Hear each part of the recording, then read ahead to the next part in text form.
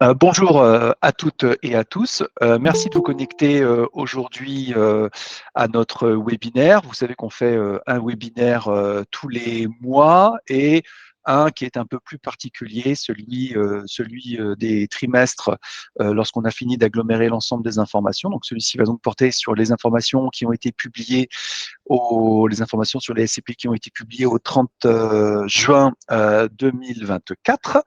On a posé une question, à savoir, est-ce qu'on a touché le fond de la piscine pour les SCPI, ce qui était un petit peu, on a beaucoup de craintes sur ce marché. Donc l'idée, c'est aussi de faire un petit tour du marché immobilier en même temps et de faire après un focus SCPI. Petit détail technique. Vous verrez en bas à droite, vous avez les trois petits points qui vous permettent éventuellement de passer en mode ce qu'on appelle projecteur chez Google Meet. Ce mode projecteur va vous permettre d'avoir un écran un peu plus grand et donc va vous permettre d'accéder plus facilement à l'ensemble des informations qu'on va vous diffuser, sachant que à la fin de ce webinaire, on vous laissera la possibilité, évidemment, de poser des questions. Alors ça, vous pouvez les poser les questions avec le chat en cours de session et on essaie d'y répondre en fonction des contextes. Il y aura un petit quart d'heure à la fin pour éventuellement y répondre plus précisément et pour poser toutes vos questions au micro ouvert ou par chat. Et puis derrière, on va aussi vous laisser la possibilité de, si vous voulez avoir quelques slides qui vous soient transmis par la suite, on a tout à fait la possibilité de faire ça. On vous demandera simplement de confirmer ces éléments-là par un petit retour de mail. Vous allez avoir un petit mail de remerciement et ensuite derrière, vous aurez la possibilité de demander les slides. On économise un petit peu de bande passante pour la planète, ça fait pas de mal. Voilà, alors le programme du jour, on va se présenter rapidement pour ceux qui ne nous connaissent pas encore. Ensuite, on fera un focus marché avec les dernières informations qu'on a sur le deuxième trimestre 2024. Et puis, on fera après un focus dans ce marché immobilier sur le marché des SCPI en particulier, qui a encore pas mal bougé, y compris sur les derniers jours, avec pas mal d'éléments qui nous permettent de dire que le marché va être encore chamboulé dans les prochaines semaines ou prochains trimestres. Je vais me présenter très brièvement. Ça fait un peu plus de 20 ans que je fais de l'immobilier dans diverses entités. Je suis retourné à l'école en 2018 pour passer un master en développement durable. C'est ce qui a donné lieu au lancement de Deep Invest en 2019, ou du moins la plateforme, puisque le cabinet existe depuis 2005. Et puis moi j'interviens, donc je suis membre des AFR, l'association de la finance responsable. Et puis j'interviens dans différents médias. On a un partenariat avec les AGFI, Info Durable. Et puis je suis aussi intervenant auprès de l'université de Paris-Dauphine sur la partie gestion de patrimoine. Voilà. Alors, Deep Invest, qu'est-ce que c'est? Deep Invest, c'est le premier cabinet d'analyse financière et immobilière qui est spécialisé sur les fonds immobiliers depuis un certain temps maintenant, 2005. On a lancé la plateforme, comme je le disais, en 2019.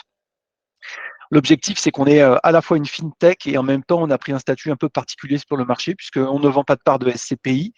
Et donc, en fait, on a le statut d'analyste indépendant, statut encadré par l'AMF, nous contraint et c'est finalement une bonne solution à échanger avec l'ensemble des acteurs du marché.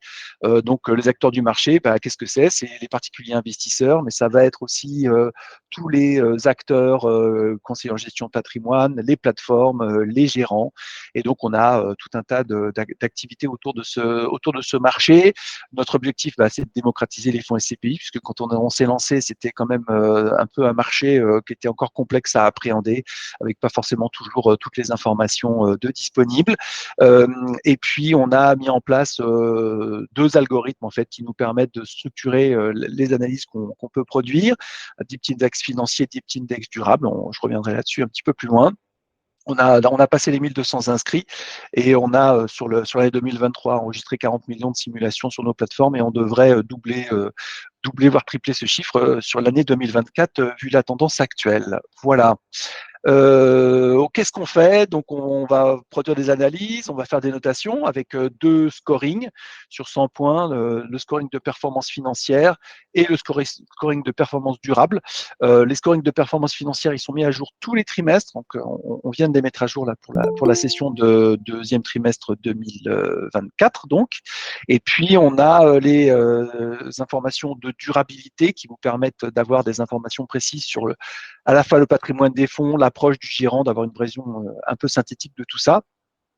Et donc, tout ça, c'est mis à jour une fois par an, voilà, pour tenir compte des publications des différents rapports annuels.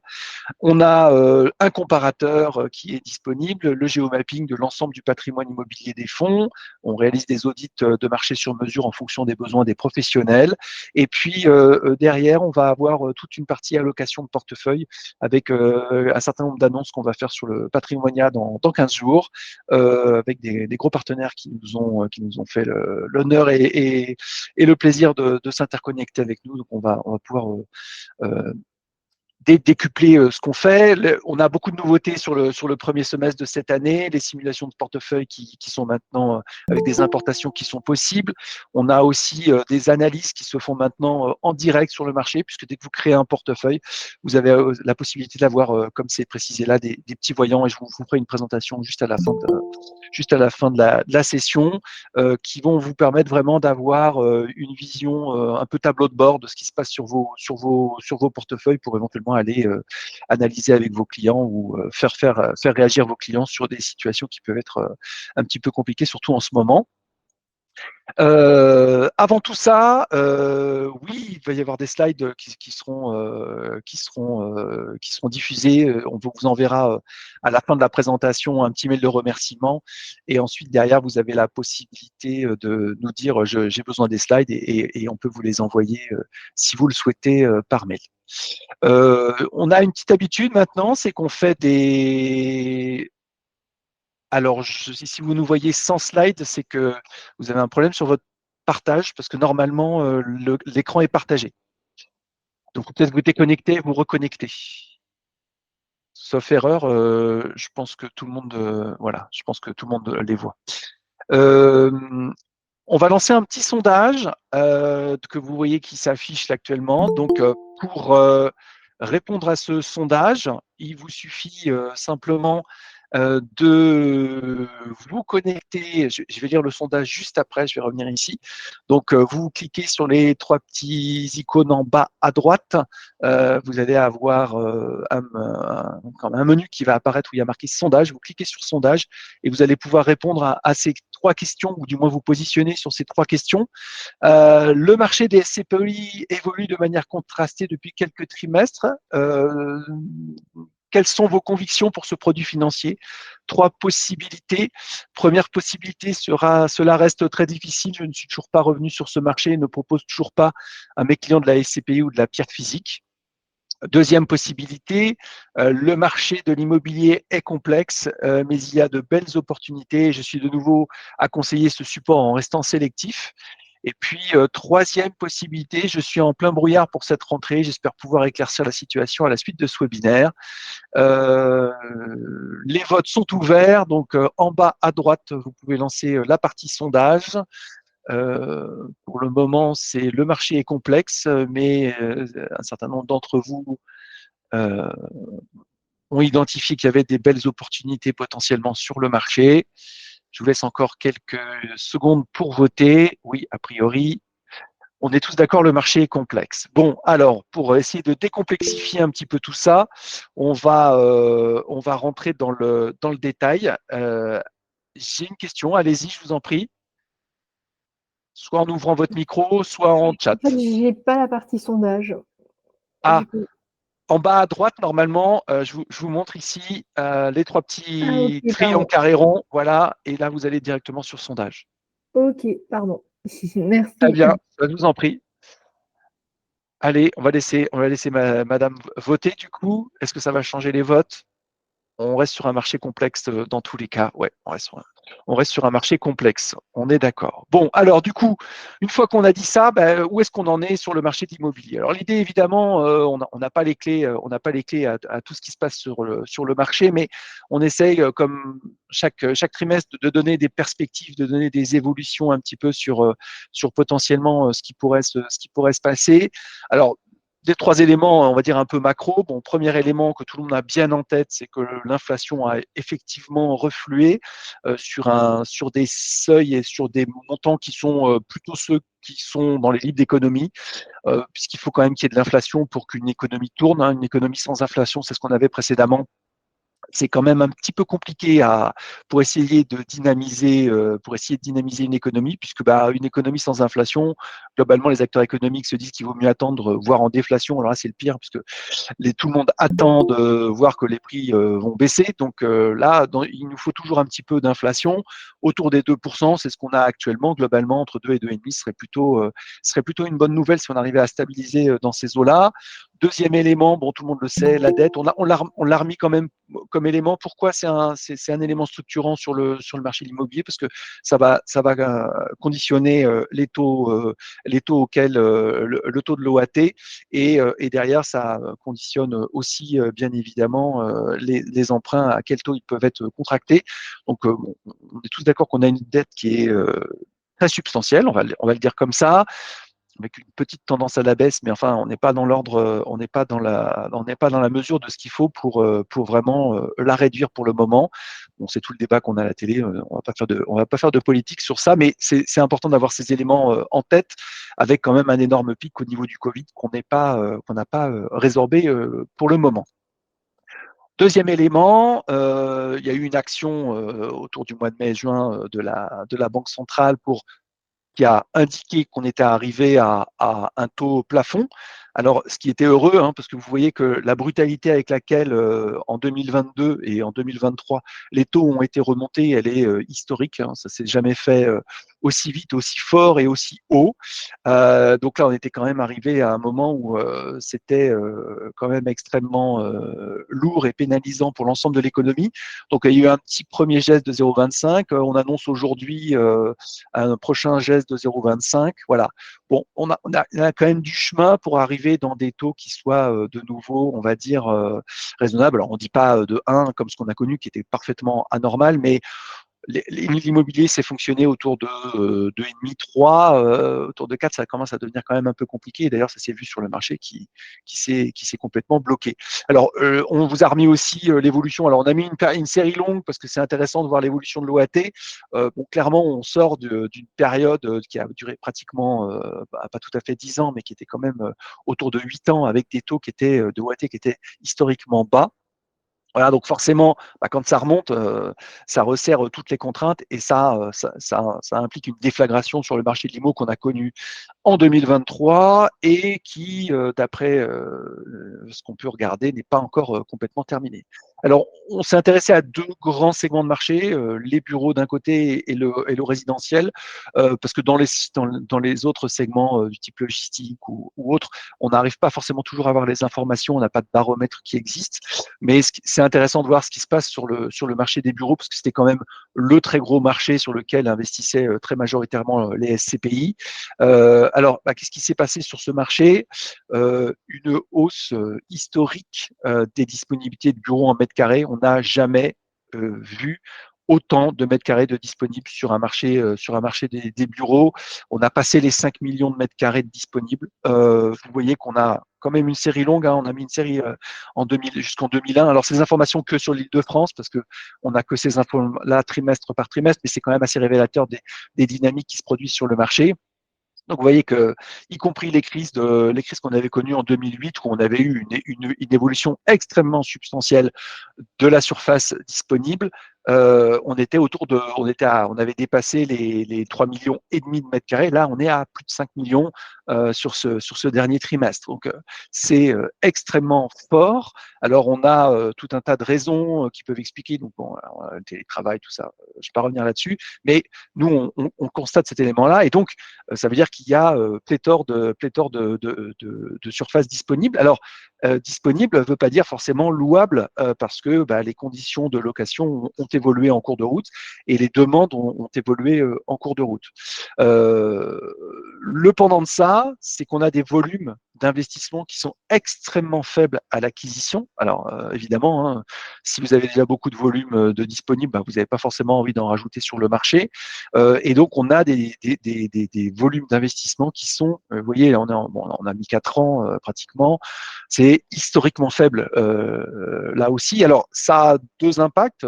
Un, c'est que comme on a des volumes très faibles, eh bien, on a du coup un marché de l'analyse des prix qui est quand même un peu biaisé parce que ben on va pas avoir énormément de transactions puisqu'il y a peu de transactions qui se font et donc ça veut dire que les transactions qui se font c'est on va le caricaturer comme ça mais c'est un peu les transactions contraintes entre guillemets, c'est-à-dire que c'est des gens qui ont absolument besoin de vendre et qui donc vont peut-être pas forcément vendre dans les meilleures conditions de marché. Conclusion des courses, baisse historique des prix. Alors quand on était là, on se posait des questions sur ce qui allait se passer. Bon, là, la tendance, elle est assez claire. Elle est claire et elle est aussi brutale que la hausse des taux. Hein. C'est vraiment les deux courbes, elles fonctionnent à peu près exactement à l'inverse. Et on est arrivé quand même sur des prix, hein, si je remonte l'historique, 2016. Donc ça veut dire qu'on a gommé à l'heure actuelle, avec le peu de transactions qui se font sur le marché, on a gommé l'intégralité, pratiquement 10 ans de croissance des prix de l'immobilier qui était sans discontinuité. Donc le mouvement de balancier est extrêmement violent, ce qui nous fait dire qu'il est quand même probablement un peu biaisé et que les ventes qui se font sont quand même des ventes à bon compte. On parle de 30% de baisse sur le bureau. Hein. Je précise toujours que c'est bien sur les bureaux ce qui se passe. Et l'élément qui est quand même extrêmement perturbant dans tout ça, c'est que si vous voulez, dans les précédentes crises immobilières, et on peut regarder par exemple ce qui s'est passé en 2008, on a pléthore de bureaux sur le marché, et la conclusion de tout ça, c'est que les prix des locations, des loyers de bureaux, eh bien, baissent. Voilà. Donc c'est ce qui s'est passé jusqu'à présent, et c'est, enfin, la courroie de transmission, elle est généralement relativement forte entre les deux. Donc pléthore de biens disponibles sur le marché à la vente ou à la location, ça implique forcément une baisse des prix à la location. Et paradoxalement, on est quand même toujours sur des prix historiques. Alors, on ne sait pas comment la courbe va être prolongée, mais ça veut dire que pour le moment, ça n'a pas eu d'impact sur le marché locatif. Et ça, c'est quand même un élément qui est extrêmement structurant, parce que ça veut dire que derrière, bah, si vous avez des biens qui correspondent au marché locatif actuel, vous pouvez les louer à des montants de loyer, donc ça ne vient pas gréver votre rentabilité. Alors, ça a aussi un autre élément, ça veut dire que derrière, les achats à bon compte, eh ben, vous allez avoir des super rentabilités du coup, parce que forcément, vous achetez beaucoup moins cher. Et si vous louez toujours au même prix, forcément, la rentabilité devrait augmenter. Hein. La rentabilité, c'est une division de l'un par l'autre. Donc, si les loyers restent fixes et que le dénominateur baisse, bah, forcément, vous allez augmenter votre rentabilité. Et on va le voir que la traduction de tout ça sur le marché des SCPI qui est particulièrement intéressante. Dernier élément, ça nous fait la transition sur le marché résidentiel. Qu'est-ce qui se passe? Les institutionnels, alors ils n'ont pas disparu, mais ils sont extrêmement frileux de rentrer sur ce marché. Ils l'ont toujours été par le passé. C'est pas un marché avec énormément de rentabilité, donc ils n'étaient pas forcément beaucoup présents. Ils avaient fini par y revenir en 2020. Depuis 2020, il y avait eu quand même un sacré appel d'air et on est revenu sur des bases qui sont beaucoup plus, on va dire, raisonnables, qui étaient plutôt les bases d'avant-crise. Donc tout ça fait conclure en fait alors vous voyez la répartition par région, où clairement l'Île-de-France, c'est toujours le secteur qui attire parce qu'il y a une résilience sur les prix, parce qu'il y a toujours une demande locative extrêmement forte, et donc ça reste quand même le segment de prédilection. Mais voilà, il y a sur la partie résidentielle, investisseurs, voilà, il y a quelque chose qui de l'ordre du retour à la normale, on va dire, d'avant crise Covid. Alors, une fois qu'on a dit ça, derrière, si on regarde un peu plus précisément ce qui se passe sur le marché locatif, excusez-moi, sur le marché pardon, résidentiel à l'acquisition, eh bien, vous voyez que les taux ont enfin baissé. La tendance n'était pas encore très claire sur le début du mois de mars, mais clairement là, c'est acté. On a des taux en août qui étaient autour de 3,62, des taux moyens. Donc la décrue est amorcée. Maintenant, 3,62, il y a encore du chemin avant qu'on soit vraiment sur quelque chose qui soit extrêmement attractif pour gommer la hausse des prix qu'on a connue, puisque vous allez voir, alors je ne sais plus si c'est le slide d'après, je vais revenir à celui-ci. Voilà, si on regarde ici, vous voyez que globalement, les prix sur le marché du résidentiel, les prix baissent, mais on n'est pas sur du tout les mêmes courbes que ce qu'on peut avoir sur le bureau, puisque globalement, si on prend à partir du point haut qui était de 2022, on est sur une baisse qui est autour de 5%. Voilà. Donc 5% par rapport à la hausse qu'on a connue. Vous voyez très clairement, si on prend l'histoire longue depuis 2000, enfin, vous voyez que on est sur un marché qui avait pratiquement fait x3, et donc 5% de baisse ne va pas suffire à on va dire, à permettre des investissements de nouveau extrêmement massifs, puisque les prix n'ont pas massivement baissé sur la partie résidentielle. Alors, si je reviens juste avant, sur la partie ici, comment sur la partie du volume de prêt, parce que c'est intéressant de voir, on était donc en taux, les taux ont effectivement baissé, mais en termes de volume de prêt, vous voyez clairement que on a atteint le point bas, puisque là autour du mois de janvier, et on a le volume nombre de prêts qui était historiquement bas est en train de remonter. Donc ça veut dire que derrière les banques, eh ben, elles ont rouvert le robinet du crédit, puisque là clairement hein, les taux étaient hauts, mais c'est aussi les banques qui prêtaient pas ou qui avaient peur de prêter. Voilà, là la tendance est clairement inversée.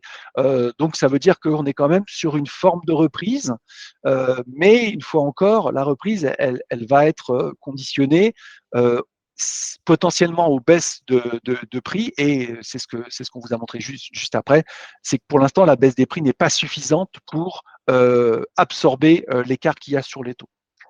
Et la conséquence de tout ça, bah, c'est un marché qui s'est complètement gelé. On voit un écrasement sur le nombre de transactions dans les logements anciens qui est bah, là aussi historique. Hein, la baisse, elle est, enfin voilà, on a déjà eu des baisses sur le marché de l'IMO, mais des baisses comme ça, donc ça veut dire que bah, toutes les mutations sont à l'arrêt. Alors, faut reboucler ça avec effectivement tous les intermédiaires qui peuvent souffrir du fait que le marché du neuf est à l'arrêt et que le marché de l'ancien n'est pas à l'arrêt, mais pas beaucoup mieux. Mais il faut aussi mettre ça en perspective avec l'ensemble des acteurs, et je veux aussi parler des collectivités territoriales qui récupèrent beaucoup d'euros lorsqu'il y a des transactions immobilières en taxes diverses et variées, que ce soit sur le neuf ou sur l'ancien, TVA, etc.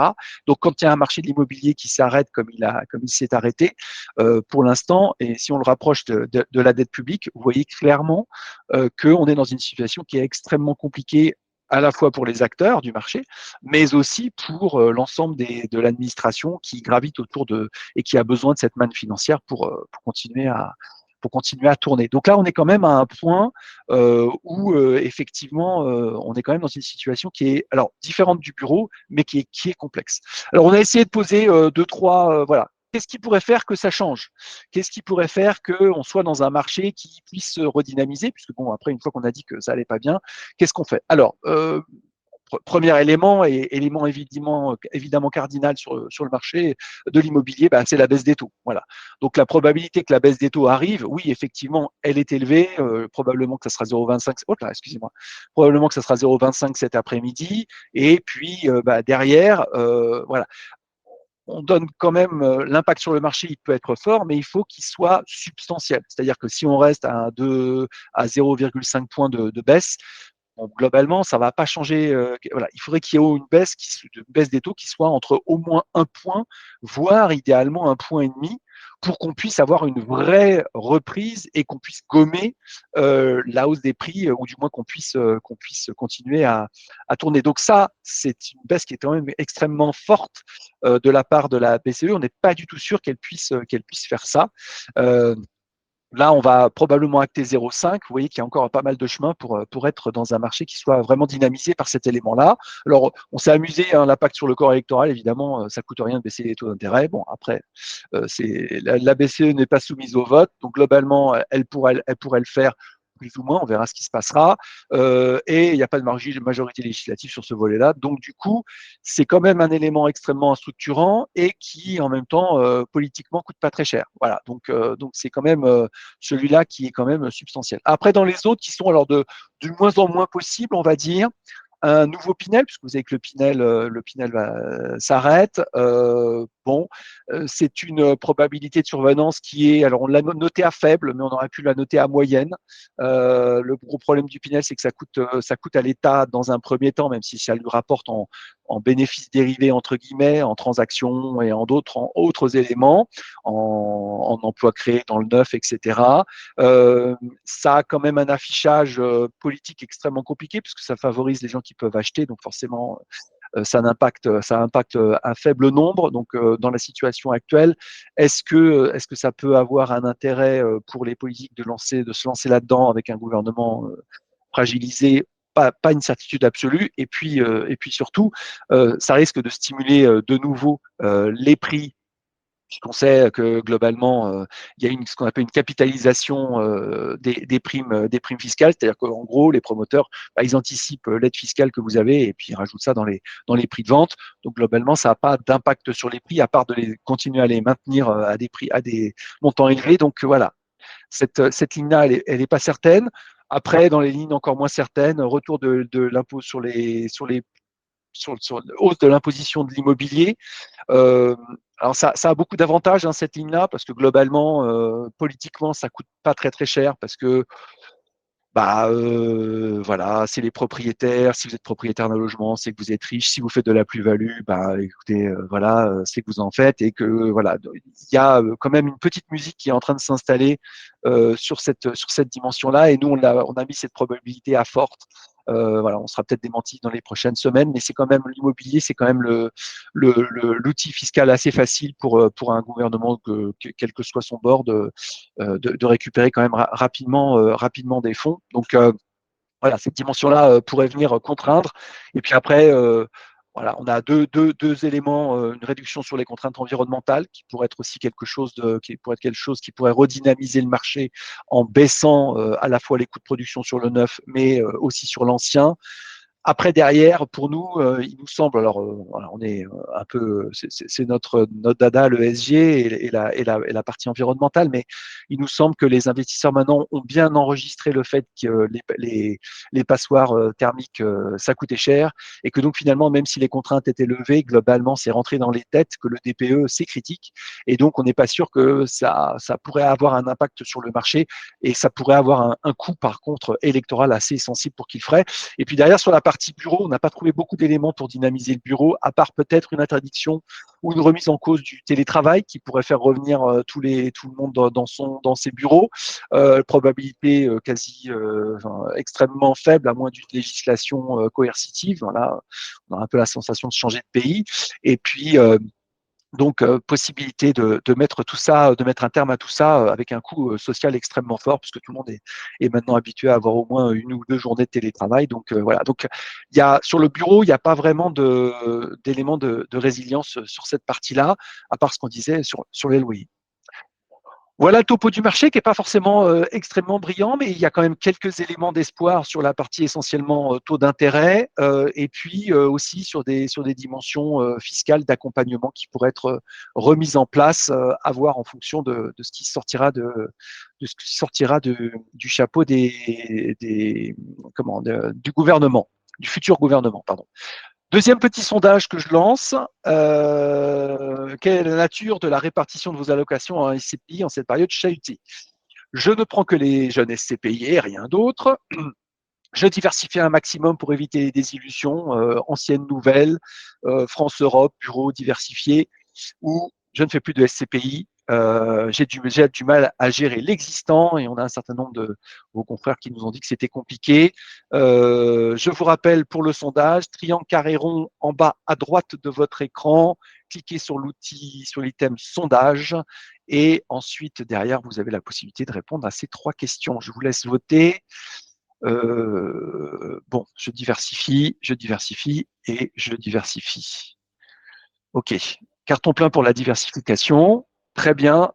Vous êtes au bon endroit. On va vous aider.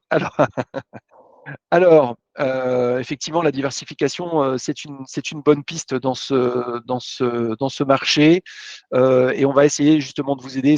Tous nos outils servent justement à vous aider dans cette partie diversification qui est quand même assez difficile à mettre en œuvre. Avant de basculer sur nos outils, on va juste faire un petit récap parce qu'on a quand même des gérants qui nous occupent. Hein. Je ne sais pas vous, mais nous, on est très, très occupés à suivre les changements de nom, les changements, les fusions, les acquisitions. Alors, on fait un petit topo maintenant à chaque début de marché, à chaque début de baromètre. Alors, première évolution extrêmement structurante, Primonial n'existe plus, c'est devenu Praemia Reim. Voilà, si vous trouvez Praemia et que vous ne trouvez plus Primonial, c'est normal. Bon, les changements de nom, voilà, alors ça s'explique, hein, parce que nos amis de Primonial ont vendu une partie de leur activité de conseil à l'entité Cyrus, et ils ont vendu le nom qui allait avec, donc ils étaient obligés de changer de nom. Voilà. Est-ce que ça leur permettra d'avoir meilleure fortune que la situation de leur SCPI actuelle? Vous verrez qu'on peut avoir encore quelques doutes. On a aussi des fonds qui changent de nom. Alors, on vous les a repérés ici. Je ne vais pas tous les lister. Imo Rente 2 qui devient Sophie Boutique, on a Interpierre Europe Centrale qui devient Paref Evo, et puis Interpierre France qui devient Paref Exa. Voilà, bon, pour les hexagones et évolutions, ok, très bien. Et puis on a eu la fusion un petit peu compliquée, mais qui a fini par se dérouler sur Novapierre Allemagne et Novapierre Allemagne 2 qui ont fusionné pour devenir Paref Prima. Voilà. On a aussi des nouveaux arrivants sur le marché qu'on est en train de recenser pour vous. Edmond Rothschild Europa qui vient d'arriver, Mistral Sélection, Osmo Energy qui est déjà accessible sur la plateforme et pour lequel vous pouvez faire l'ensemble des simulations puisque le gérant a joué la transparence et nous a donné l'ensemble de ses prévisions sur l'année 2024. Donc vous pouvez faire déjà l'ensemble des simulations sur cette ligne. Osmo Energy, puis vous avez voilà Sophie Dynamique et puis le petit dernier élévation tertium qui vient d'arriver il y a quelques semaines de cela. Voilà. Alors évidemment, on n'a pas toujours beaucoup d'informations sur l'ensemble de ces SCPI. Vous pouvez retrouver certains éléments sur notre plateforme. Vous n'aurez pas tous les éléments, bien sûr. Je vais basculer sur notre outil, puisque vous savez qu'on met à disposition alors des CGP un certain nombre d'outils. Là, je vais travailler à partir de l'outil qui s'appelle le baromètre grand compte, mais vous le retrouvez en version un peu allégée sur nos interfaces. Donc, systématiquement, vous verrez qu'on a la date de mise à jour des dernières informations, puisqu'on le met maintenant à jour au fil de l'eau, l'ensemble de ces éléments, pour permettre d'avoir justement toutes ces informations. Donc là, voilà, on a encore quelques. Alors les trimestriels sont diffusés dans la foulée et on va avoir quelques rapports annuels encore qui nous manquent. Certaines SCPI n'ont pas encore diffusé. Alors, pour information, systématiquement, pareil, on vous dit la taille du marché qu'on regarde. Donc, vous voyez que là, on était alors quand on a préparé les slides, on était à 111, on arrive à 113 maintenant. Vous voyez qu'on est quand même dans un marché où le nombre d'acteurs, le nombre de SCPI continue d'augmenter. Donc on était, vous voyez, si on fait d'une année sur l'autre, on était à 104, on est arrivé à 113 au deuxième trimestre 2024. Donc il y a toujours un fort dynamisme sur le nombre d'acteurs. Je vais ensuite vous montrer en termes de capitalisation, puisqu'il y a certains baromètres qui disent que ça va beaucoup mieux sur les SCPI. Alors oui, ça va mieux, mais enfin, il y a quand même eu une sacrée dégringolade en termes de capitalisation. Hein. Je fais le focus d'une année sur l'autre. On était à presque 89 milliards de capitalisation au deuxième trimestre 2023, avec les baisses de valeur de part qu'on a constatées toute l'année dernière et début d'année. Puis on n'a pas encore entériné les grosses baisses qui viennent et celles qui vont arriver sur un certain nombre de supports. Vous voyez qu'on est à 85. Donc on a quand même, en termes de disparition de valeur, c'est quand même quelque chose de très sensible. 4 milliards qui sont partis en fumée. Bon, c'est quand même pas mal sur un marché qui était en forte croissance depuis plusieurs années. C'est quand même extrêmement fort. Et il y a 2 jours, on a encore eu des baisses de valeur de part. Alors nous, on en avait un certain nombre. On verra tout à la fin de cette présentation. On avait des baisses de valeur de part qu'on prédisait, entre guillemets, sans que ce soit une prédiction Madame Irma, c'est juste dans les chiffres qu'on lit. Et on en a déjà au moins toutes les BNP, on les avait prévues, on les avait prédit, elles sont déjà arrivées, mais on en a d'autres encore à venir.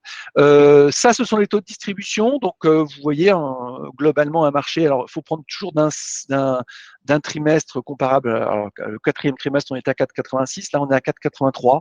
Un petit peu étonnant quand même qu'il y ait globalement une baisse de rentabilité, puisqu'on a quand même des baisses de valeur de part qui sont très sensibles sur les périodes constatées. Ça veut dire aussi qu'il y a un certain nombre de SCPI qui n'arrivent pas forcément toujours à bien remplir leur patrimoine. Alors ça ne se retrouve pas forcément dans les taux d'occupation. Vous savez que le taux d'occupation financier, c'est la capacité du fonds à générer de la rentabilité et à louer le patrimoine qu'il a. Donc vous voyez qu'on globalement, c'est quand même assez stable. On est à 95,30.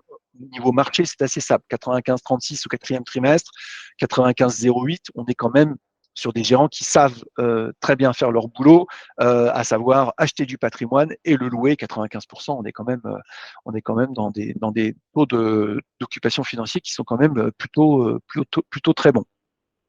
Alors après, si je vais simplement regarder ce qui se passe par secteur, parce que, alors attention, il y a plein de chiffres, mais on va le faire tranquillement. En termes de capitalisation, je vais commencer par regarder ce qui se passe sur les bureaux. Et là, il faut regarder deuxième et quatrième trimestre 2023 et deuxième trimestre 2024, puisque vous savez qu'un certain nombre de SCPI ne publient plus une fois tous les trimestres, elles le publient au semestre. Donc, il faut pour avoir une vision de la dynamique, il faut quand même voilà. Donc, vous voyez que clairement les bureaux ont détruit de la valeur sur l'année 2023 et continuent à détruire de la valeur sur le deuxième trimestre 2024, sans compter les baisses de valeur de part qui ont été annoncées par exemple par BNP. BNP, Assimo, quand on baisse de 10 ou 15%, c'est plusieurs millions, centaines de millions qui disparaissent. Donc vous voyez qu'on est encore sur un marché, donc on n'a pas encore atteint le point bas sur la partie bureau. Alors c'est intéressant de regarder des autres segments de marché dans tout ça. Je fais un petit focus commerce. Vous voyez que la dynamique, là aussi, si je prends deuxième, quatrième trimestre et deuxième trimestre 2024, eh bien vous voyez que la dynamique, elle s'est inversée pour ce segment-là. Qui est reparti en croissance, en croissance. Donc c'est quand même intéressant de regarder que voilà. Et puis on a un segment qui était, on va dire un petit peu epsilonesque sur le marché et qui lui croît très fortement, c'est-à-dire que les SCPI qui s'identifient comme diversifiés. Alors, vous savez que nous, il y a quelques années, on disait soit vous prenez des grosses SCPI, soit vous prenez des SCPI diversifiés, soit dans les grosses SCPI, vous faites confiance au gérant parce que c'est le gérant qui va lui-même faire cette diversification. A priori, dans les grosses, ils ont eu du mal à le faire puisqu'ils n'ont pas pris le virage. Et c'est donc les purs diversifiés qui sont en train de prendre le lead. Donc, ça veut dire que globalement, il y a quand même une tendance du marché à dire je vais sur les fonds je fais confiance au gérant pour diversifier. Et ça, c'est un élément de bascule assez intéressant parce que si vous regardez des SCPI, on va dire thématiques, par exemple, je vais vous mettre hôtel, tourisme et puis santé, et vous voyez que globalement, sur les purement thématiques, là pour le coup, le mouvement de mouvement, enfin, les mouvements sont beaucoup plus faibles et c'est pas vers ça que tend vers le marché, c'est-à-dire que a priori les gérants et les CGP et les investisseurs plébiscitent les diversifiés sans avoir vraiment, ils veulent pas aller chercher ce qui se passe. Et vous voyez que déjà les diversifiés qui étaient globalement, si on reprend une année avant, globalement diversifiés et santé éducation, c'était dans les mêmes eaux. Et puis là, on est arrivé sur un marché qui a très fortement cru sur la partie diversifiée. Voilà, donc les arbitrages sont en train de se faire et le marché se redessine à très grands coups dans cette crise. Bon, les taux d'occupation par secteur d'activité, je vais pas m'étendre là-dessus, puisque globalement, vous voyez, globalement, ça se passe plutôt pas mal pour l'ensemble, et y compris sur les bureaux. Alors, à chaque fois que je mets les bureaux, voilà, vous voyez qu'on est globalement sur des taux d'occupation financiers qui sont plutôt bons, quel que soit le segment. Donc, ça veut dire que voilà, il y a pour l'instant un accompagnement, mais qui se voit pas, un accompagnement financier pour relouer, mais qui se voit pas encore, substantiellement dans les chiffres. Je vais ensuite vous parler de quelque chose qui est assez structurant, qui sont, alors voilà, nous on suit la volumétrie des parts qui sont présentées à la vente sur le marché. Et donc en fait, c'est clairement qu'est-ce qui s'est passé sur le marché, le second marché, c'est-à-dire les acteurs, qu'est-ce qu'ils font? Bon, bah, clairement, les acteurs, ils ont voté avec leurs pieds au niveau des SCPI de bureau, puisque là, on voit le pic qui est enfin, phénoménal, hein, c'est du jamais vu. On était à peu près 6000 parts qui avaient été présentées au premier trimestre, au premier trimestre 2023, et vous voyez qu'un an après, là, si je prends, on est à 149 000 parts qui ont été présentées sur le marché des bureaux, sur les SCPI bureaux, qui ont été présentés à la vente. C'est colossal. Enfin, n'importe quel marché ne peut pas absorber un tel volume de parts présentées à la vente. Conclusion des courses, eh bien, on a des délais de session qui ont explosé. Alors, je ne sais plus où est-ce qu'il est mon délai de session. Voilà. On le fait trimestre après trimestre. Alors, on suit pareil sur l'ensemble du marché. Donc, vous voyez qu'il y a toujours des SCPI. Quand on a un délai de session à 0, ça veut dire que globalement, vous présentez vos parts et dans le trimestre, vos parts sont vendues. Et vous voyez que bon, voilà, on a je ne vais pas faire la liste, hein, il y en a quand même un certain nombre où ça se passe bien, mais c'est cette partie-là qui est aussi intéressante à regarder, c'est-à-dire qu'on a des SCPI pour lesquels le marché est ce qu'on appelle illiquide, hein, c'est-à-dire que par exemple, si vous avez des accès valeurs pierres, alors sans compter la baisse qu'ils ont proposé il y a 2 jours, mais vous voyez que quand on met 999, 1999, c'est-à-dire qu'on ne peut pas calculer parce qu'il n'y a pas eu d'acheteurs sur ce marché au deuxième trimestre 2024. C'est-à-dire que vous avez des parts, vous ne pouvez pas les vendre. Voilà. Ça, c'est quand même un symptôme d'un marché qui fonctionne plus. Voilà. Donc, du coup, derrière, voilà, vous voyez, il y a quelques trimestres derrière, hein, on en avait une liste qui était quand même beaucoup moins longue que ça de SCPI. Il y en a un certain nombre qui sont à plus de 500 mois et pas des petits fonds. Hein. Je prends Rivoli Avenir Patrimoine, 300 mois pour vendre ses parts. Donc, autant vous dire que là, pour le moment, alors attention à ces chiffres. Évidemment, ce sont des chiffres qui sont calculés c'est comme un contrôle de vitesse, si vous voulez. Donc nous, on regarde à la fin du trimestre qu'est-ce qui s'est passé. Évidemment, s'il y a une forte collecte qui se remet en place, bien le marché peut revenir très rapidement dans les clous. Le problème de ces fonds, c'est qu'ils ont des gens qui veulent vendre, mais ils n'ont pas de gens pour acheter. Alors nous, notre petite explication, c'est on se retrouve à avoir beaucoup de fonds qui ont investi en assurance, qui ont été investis par des assureurs vie et des assureurs vie qui ont pu faire des mouvements parce qu'ils devaient de la liquidité à leurs clients. Donc, alors, on n'a évidemment pas les éléments pour justifier ce que je viens de vous dire, donc c'est un ressenti. Mais globalement, on a quand même, si on fait un comparatif entre les fonds qui sont problématiques et les fonds qui se retrouvent en assurance vie, ça match plutôt pas mal. Les uns et les autres matchent plutôt pas mal dans cette partie-là. Donc c'est quand même un élément extrêmement critique sur le marché.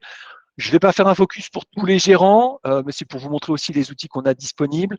Je vais vous en faire quelques-uns. On a par exemple des gérants qui fonctionnent très bien. Je vais vous montrer Arkea avec des taux de croissance qui sont extrêmement forts en termes de collecte, hein, plus de 100 millions pour une SCPI. Vous voyez que la SCPI, elle a fait x10 en une année. Hein, donc ils ont changé de monde, hein, clairement. Donc c'est quand même une tendance extrêmement forte. Alors, le pendant de ça, c'est qu'il faut être sûr que tout soit bien investi et investi au bon moment. Oui, les délais de session, pardon, je reviens, je viens de voir votre question. Oui, les délais de session sont bien exprimés en mois. C'est ça qui est assez problématique. Donc, vous voyez, bon, Arkea, pas de souci, collecte à plein. Je vais vous en prendre quelques autres. J'ai fait ma petite liste. On a, par exemple, des jeunes SCPI, mais des moins jeunes aussi, hein. On a des quorums qui existent depuis un moment sur le marché et qui continuent à avoir une dynamique de collecte. Alors, certes, moins substantielle que ce qu'ils faisaient par le passé, mais voilà, par exemple, XL, on est à 988, on était à 955. Voilà, ça reste quand même des collectes. Alors pour des véhicules qui font presque 2 milliards, collecter 30 millions, bon, c'est sûr qu'on n'est pas, dans les tendances qu'on avait précédemment, mais voilà. Et puis ils ont une Quorum Origin qui continue à collecter, puis ils ont quand même une SCPI qui s'appelle Quorum Orion, où là, on est encore sur une cinquantaine de millions de collectés, qui sont quand même des dynamiques extrêmement fortes pour des SCPI qui n'étaient pas forcément extrêmement connus, qui ont été lancés il y a 4 ans. Hein. Donc, on est quand même. Voilà. Alors, je vais aussi vous montrer deux, trois qui sont en panne. Je vais vous parler de, par exemple, Icetiam. Icetiam, ça fait. Voilà. Il ne se passe pas grand-chose sur ces fonds, pas de collecte, peu de ventes, délai de session extrêmement fort. Donc voilà, il y a un vrai problème chez un certain nombre de gérants. Et puis je vais vous parler, et puis après, comme j'ai beaucoup parlé, je vais aller chercher Prime. Où sont-ils là? Voilà. Voilà. On a donc ex-primonial où on a quand même une évolution, mais particulièrement critique de ces fonds qui continuent à détruire de la valeur. Et on regardera ce qui se passe sur les fonds. Voilà, il y a encore un certain nombre d'inquiétudes. Alors voilà, je vous le montre pour que vous l'ayez vu. Tout ça est directement accessible dans nos outils où vous allez pouvoir avoir les calculs qui sont faits sur les seconds marchés, les délais de session, etc. Tout ça est fait en temps réel. Si je reprends par exemple sur Activimo, vous voyez Activimo.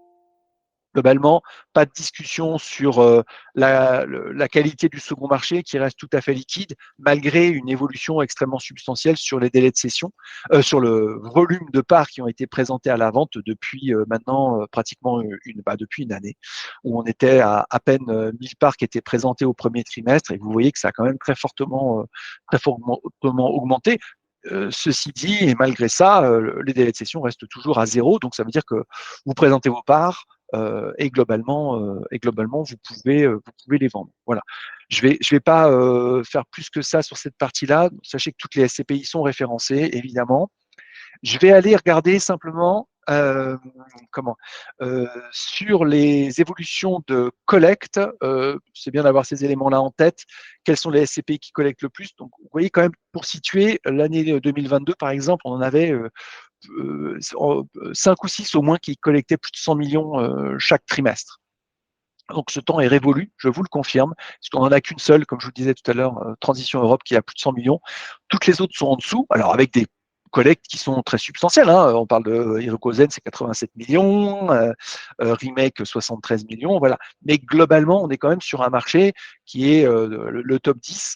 Bon, Activimo arrive toujours à maintenir 40 millions, mais ils étaient à plus de 120 millions il y a encore quelques trimestres. Hein. Donc voilà, la collecte est beaucoup plus faible. Et puis là, quand vous avez des décollectes, nous, on fait surtout les parts qui sont vendues et puis les évolutions sur les valeurs de parts. Vous voyez que Fructipia a encore baissé ses valeurs de parts et ça ne tient pas compte effectivement des BNP qui ont baissé il y a 2 jours, puisque on les a dans nos chiffres, mais on ne les a pas dans les tableaux trimestriels. Le temps passe, je vais aller à un élément qui est assez structurant, puisqu'on nous demande à chaque fois, alors, qu'est-ce qui peut se passer? Voyez-vous, Assimo Pierre, par exemple, dont BNP a baissé la valeur de part. Assimo Pierre, elle était dans notre top pour dire. Alors, je vais expliquer ce graphique, pardon, excusez-moi. La courbe orange, c'est la courbe de valeur de part à l'achat. La courbe verte, c'est la valeur de reconstitution qui cristallise, qui permet au gérant de calculer par rapport à son patrimoine, de calculer la valeur de son patrimoine et la valeur globalement de son fonds. Et le tunnel vert, c'est le tunnel de plus ou moins 10% réglementaire, dans lequel la valeur de la courbe orange doit fluctuer. Donc normalement, la courbe orange doit être dans l'espace vert. Donc, on voit clairement que voilà, ce qui s'est passé, il y a une première baisse, une deuxième baisse, et là, on n'a pas la valeur de reconstitution, mais il y a probablement une troisième baisse de valeur de reconstitution. Tout cela en une année, à peine une année, hein, donc c'est quand même extrêmement fort comme ce qui s'est passé sur le marché. Et vous voyez que globalement, ce qu'on pouvait en déduire, c'est que au 30 juin 2024, nous on disait globalement, Assimo Pierre, ils sont au plafond. Comme il y a maintenant des évaluations deux fois par an du patrimoine et que globalement c'est orienté à la baisse, on pouvait parier que ça allait baisser. Voilà. Alors ça, c'est valable pour Assimo, mais il y en a quand même un certain nombre. Je vous montre par exemple Opus Réal qui a aussi baissé. Vous voyez qu'Opus Réal, globalement, alors on était moins certain que ça allait baisser, mais ils étaient quand même en zone un peu dangereuse. C'est-à-dire qu'ils n'étaient pas très très loin du plafond, et je pense que c'est pour ça que le gérant a dit, allez, on baisse tout le monde. Donc vous voyez que cette baisse-là, la baisse qui est quand même extrêmement forte sur la valeur de la part, on parle de presque plus de 100 euros de baissée, et vous voyez qu'on n'a pas la valeur de reconstitution qui a contribué à faire ça. Nous, on présuppose que s'ils ont baissé de ça, ça veut dire que globalement, la valeur de reconstitution va aussi baisser. Donc ça veut dire qu'on n'est pas sûr qu'ils soient revenus en zone non risquée, c'est-à-dire en zone en dessous de la courbe verte dans les 0-10%. Et c'est ça qui est critique sur un certain nombre de fonds. C'est pour ça qu'il faut aller vraiment regarder au cas par cas ce qui se passe pour que vous puissiez vous faire vos arbitrages. Alors, comme on sait que c'est compliqué, je vais vous en montrer encore un autre. Je vous montre qui. Tiens, je vais vous montrer Primo Pierre, qui n'a pas été encore rebaptisé. Vous voyez que Primo Pierre, globalement, malgré les baisses qui ont été faites, elle est toujours quasiment au plafond. Donc, ce sont des SCPI qui sont à risque, parce que ça veut dire que c'est des SCPI qui, globalement, il est peu probable que la valeur de reconstitution ne soit pas touchée. Donc, ça veut dire que dans les prochaines semaines, probablement, on n'est pas certain parce que c'est aussi du libre choix du gérant, mais il y a quand même quelque chose qui pourrait se passer sur ce type de fonds-là. Alors, pour éviter de faire du cas par cas et puis d'aller essayer de comprendre et d'aller chercher, alors vous pouvez le faire pour chacun de vos fonds, évidemment, on vous a facilité aussi la tâche puisque, voilà, vous pouvez vous créer un portefeuille dans nos interfaces soit un portefeuille type, soit un portefeuille de clients au choix, puisqu'on importe aussi tous les portefeuilles qui viennent d'O2S, et puis on va avoir des annonces aussi dans les prochains jours avec nos amis de Carbone Alpha. Donc voilà, là par exemple, ce portefeuille, c'est un portefeuille qu'on a créé pour l'occasion. Vous voyez qu'il y a un voyant noir. Alors qu'est-ce que ça veut dire un voyant noir? Je vais aller regarder le détail du portefeuille. Et donc ça me calcule évidemment la performance financière, les frais ex-santé, ça me calcule tout, les projections à l'horizon de 10 ans, 15 ans, 20 ans en fonction de mes hypothèses. Il fait beaucoup de choses notre outil, mais là, ça va vous permettre d'identifier ligne à ligne les SCPI pour lesquels vous avez potentiellement quelque chose à faire. Alors, je dis potentiellement parce que, évidemment, si vous avez eu la mauvaise idée de vendre à votre client il y a 6 mois du Génépierre, bon, je ne pense pas qu'on aura de Génépierre, mais c'est pour l'exemple, ou du Primo Pierre, tiens, par exemple, Primo Pierre, eh bien là, il va falloir que vous alliez expliquer à votre client que ça va être compliqué, mais de toute façon, votre client ne peut pas sortir. Puisque vous voyez qu'on a la première colonne, évolution de la valeur d'appart, elle est noire. Pourquoi? Ça veut dire que potentiellement, il y a une baisse à terme, alors à court terme, à envisager sur ce fonds.